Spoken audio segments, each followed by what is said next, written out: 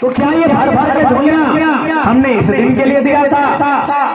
आज इतने शहादत अगर अलग आजाद भारत की बात करें तो 1 जनवरी 1948 जहां लोग 1 जनवरी को जश्न मनाते हैं, 1 जनवरी को पिकनिक मनाते हैं, 1 जनवरी को वो प्रेम निभाते हैं, उस समय हम सरायकेला में छाती में गोली खा रहे थे। क्या इस दिन के लिए? क्या यही दिन देखना था हमें? 1 जनवरी 1948 जब पूरा संसार जश्न में डूबा था, हम लोग मातम में डूबे थे। क्यों? इसीलिए कि उस समय सरायकेला जिला को सरायकेला के भाग को उड़ीसा में मिलाया जा रहा था और लोगों ने दलील दिया कि हम लोग सीने में गोली खाना पसंद करेंगे लेकिन उड़िया के पीछे पीछे चलना स्वीकार नहीं करेंगे। इसलिए यदि कोई कहता है कि हम कभी बंगाल प्रेसिडेंसी में आते थे, हम कभी बिहार से कटरा बने हैं, ठीक है, हम मानते हैं कानूनी दृष्टि से हम बंगाली भी थे, कानूनी दृष्टि से हम बिहारी थे, लेकिन दिल से दिल पर हाथ रख के कहिए हम कभी ना बिहारी थे ना कभी बंगाली थे। हमारी स्वतंत्र पहचान थी, हमारी निजी पहचान थी, हमारी पहचान सिर्फ झारखंडी थी। साफ शब्दों में कहे हम राड़ सभ्यता के राड़ माटी के राड़ लोग हैं।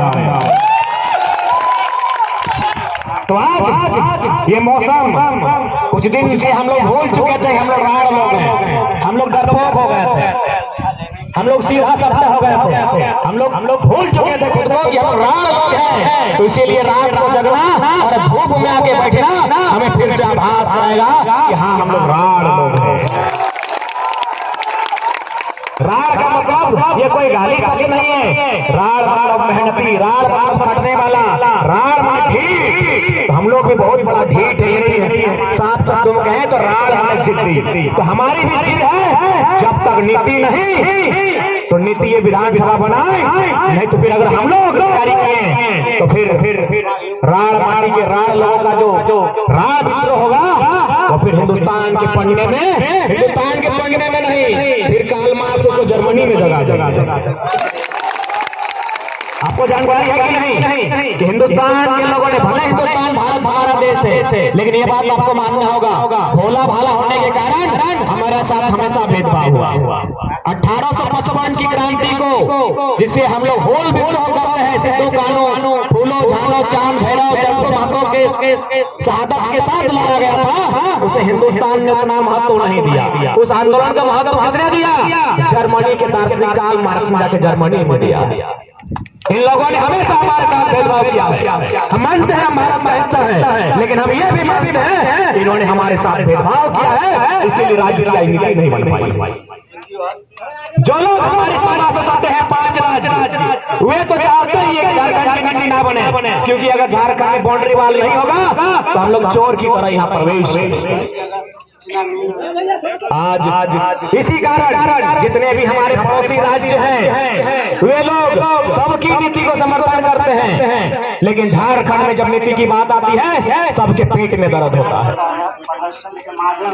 इन 5 पड़ोसी राज्यों की बात मत कीजिए, इसके बाद भी जो राज्य है, आप गुजरात राजस्थान तक चले जाइए, महाराष्ट्र तक चले जाइए, वहां के लोग भी, विशेषकर गुजरात और राजस्थान के लोग भी यहाँ बड़े बड़े जमीनों पर बड़े बड़े आलीशान फ्लैटों के साथ बड़े बड़े व्यापारों में संलिप्त हैं। और हमारे लोग कहाँ हैं?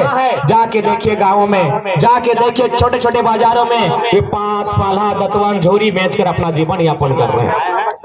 क्या इसी दिन के लिए झारखंड निर्माण हुआ था? क्या इसी सपने के साथ हमने शहादत दिया था? जी नहीं। इसलिए साथियों एक बार फिर से रिपीट करेंगे, कल शक्ति दादा की जयंती थी, उनका कथन स्पष्ट था, एक पीढ़ी गोली खाएगी, एक पीढ़ी गोली खाएगी, और गोली तो शक्ति दादा ने खुद ही खाया। यानी जिस शख्स ने कहा था कि एक पीढ़ी गोली खाएगी, एक पीढ़ी संघर्ष करेगी, दूसरी पीढ़ी राज करेगी, उस शख्स ने खुद गोली खाया है। तो इसलिए आप जो कहते हैं, यदि आप कहते हैं मर के लेंगे, कट के लेंगे झारखंड, लड़ के लेंगे, तो पहले मरना, कटना, लड़ना आपको होगा।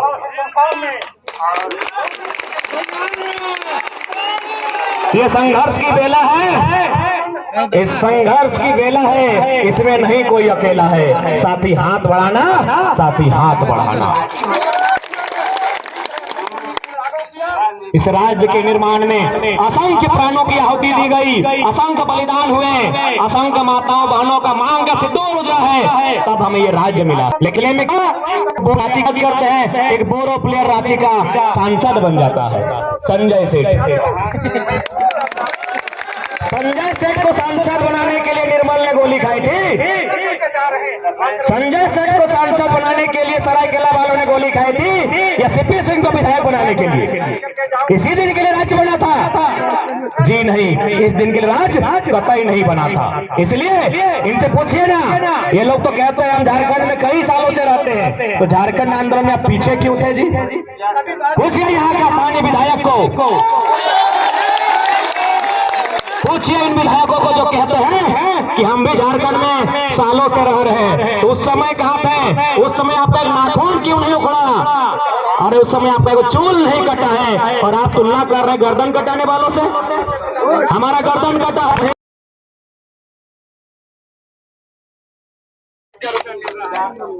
और आखिर कब तक लड़ेंगे, कितना लड़ेंगे? इसलिए रोज रोज लड़ने से अच्छा है एक बार अंतिम निर्णायक लड़ाई लड़ी जाए। या तो इस भूभाग पर हमारा सुंदर झारखंड होगा, या तो फिर ये जिसके कब्जे में होगा हमें मतलब नहीं है। अब बीमारी की अवस्था में झारखंड नहीं जिएगा, झारखंड बीमारी की अवस्था में नहीं जिएगा। या तो स्वस्थ जिएगा या तो मर जाएगा। ये बीच वाला हाल नहीं होगा, ये बीच के कंफ्यूजन वाला हाल अब झारखंड नहीं होगा। ये कंफ्यूजन का जिंदगी समाप्त कीजिए, बीच वाला सिस्टम अब समाप्त कीजिए। अब या तो मौत या तो जीवन अगर होगा तो मैं बीमार है, क्योंकि चारों तरफ से बाहरी अतिक्रमण है। ये बीमार अवस्था को त्यागना होगा। इस बीमारी से मुक्त करने के लिए हमें आगे आना होगा और अपनी लड़ाई को स्वयं लड़ना होगा। मैंने स्पष्ट कहा, आप सभी ने देखा जो रात्रि विश्राम करने वाले हमारे साथी थे, कोई किसी मंदिर के नीचे जाकर सो गए, तो कोई कहीं फुटपाथ में, कोई क्यों? क्योंकि यहाँ पैसों की कमी थी, क्योंकि ये छात्रों का आंदोलन है, ये युवाओं का आंदोलन है, ये गांव की एक साधारण किसान के बेटों का आंदोलन। इस बात को याद रखिएगा। आपने देखा ना, अरे खाने को हम लोग घर में कितना तीनों टाइम नाना प्रकार का भोजन करते थे, माँ बड़े लाड प्यार से खिलाती थी। यहाँ हमें चूड़ा, सतुआ और चना से जीवन यापन करना पड़ रहा है। मतलब एक आम व्यक्ति का आंदोलन है, ये हम पाए पर खड़े हैं। और वैसे भी अगर राज बनता है ना, याद रखिएगा, राज अंबानी और अडानी को देखकर नहीं बनता है, राज गांव के सबसे गरीब व्यक्ति गंगवा और उसकी पत्नी गंगिया को देखकर बनता है। संपन्न व्यक्तियों के लिए राज नहीं बनता है, अमीर व्यक्तियों के लिए राज नहीं बनता है, राज शोषित वंचित पीड़ित लोगों के लिए बनता है। तो सवाल है विधानसभा से, क्या शोषित वंचित पीड़ित लोग मुस्कुरा रहे झारखंड में? अगर तो राज हमारा होगा, ये हमें और आप सबको मिलकर सुनिश्चित करना होगा। आज भी वे लोग हादसे में हैं जिनके उत्थान के लिए राज्य बना था। अंतिम पायदान पर जो लोग हैं उनके उत्थान के लिए राज्य बना था, क्योंकि ये भोले भाले लोग गांवों में खेती के माध्यम से अपना जीवन यापन करने वाले लोग थे। सबको भय था, अंग्रेजों को भी भय था। अंग्रेज बुरे ही थे, लेकिन थोड़ी सी इंसानियत थी।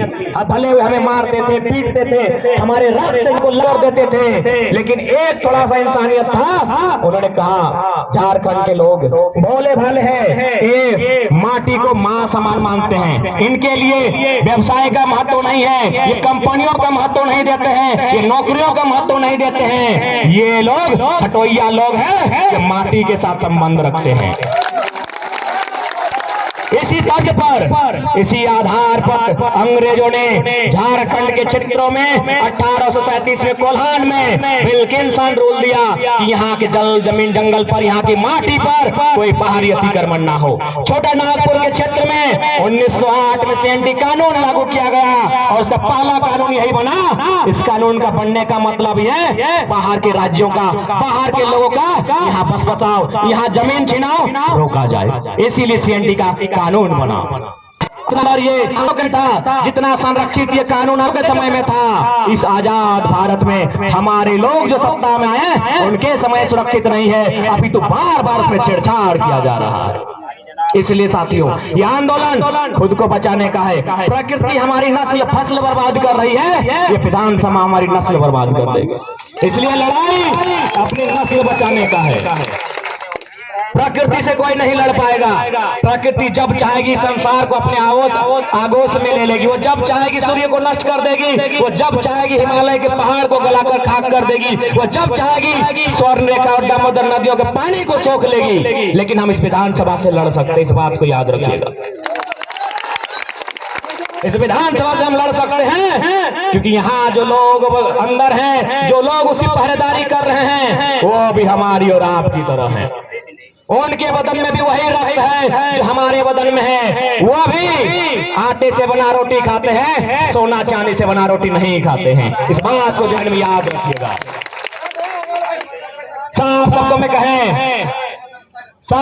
कहें तो ये पिछले 6 महीने का आंदोलन और विशेष कर ये 2 दिवसीय आंदोलन हमें तैयार कर रहा है। हमें शारीरिक रूप से, हमें मानसिक रूप से, हमें बौद्धिक रूप से मजबूत बना रहा है। साफ शब्दों में कहें साथियों तो ये आंदोलन हम लोग सुखमय वाले 62 पड़ी में बैरिकेडिंगों को कर रहा है। यानी हम लोग आने वाले बड़े विद्रोह के लिए, जिसकी आशंका इस राज्य में दिख रही है, जिसकी आशंका हर नौजवान की आंख में दिख रही है, उसके लिए हम खुद को तैयार कर रहे हैं।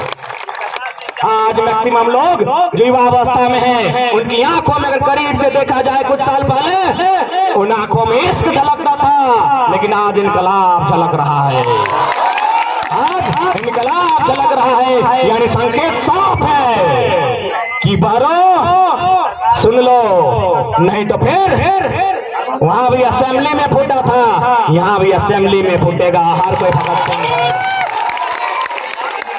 हर युवा भगत सिंह बनने के लिए तत्पर है। जिसको शक है आकर इनकी आंखों में देख लो। और हमने देखा है, 2-4 बात कहिए देते हैं, नाम नहीं लेंगे। हमारे एक साथी है, नया नया उनका विवाह हुआ है, पहले उनको शुभकामनाएं स्टेटस में लिखते हैं बहुत। तो आज समय से कुछ दिन पर जीवन करने के लिए निकल कर आए हैं। यह हमें बहुत मजबूत करता है, हमें मानसिक मजबूती प्रदान करता है ऐसे युवाओं का समर्थन। तो संदेश और संकेत दोनों स्पष्ट है राज्य सरकार को कि यदि आप हित में नीति नहीं बनाते हैं तो हर युवा यहाँ बागी बनेगा, और वो बागी जब बगावत करेगा फिर आपको भागने का मौका तक नहीं मिलेगा। इसलिए हम चाहेंगे संवैधानिक दृष्टिकोण से राज्य के संविधान के सबसे सर्वोच्च मंदिर से हम आस्था रखते हुए फरियाद करना चाहेंगे कि आप नियम बनाए, आप नीति बनाए उनके लिए जिनके बाप दादाओं ने सीने पर गोली खाई, उनके लिए, ना कि ये जो कोयला चोरी करने आए थे उनके लिए।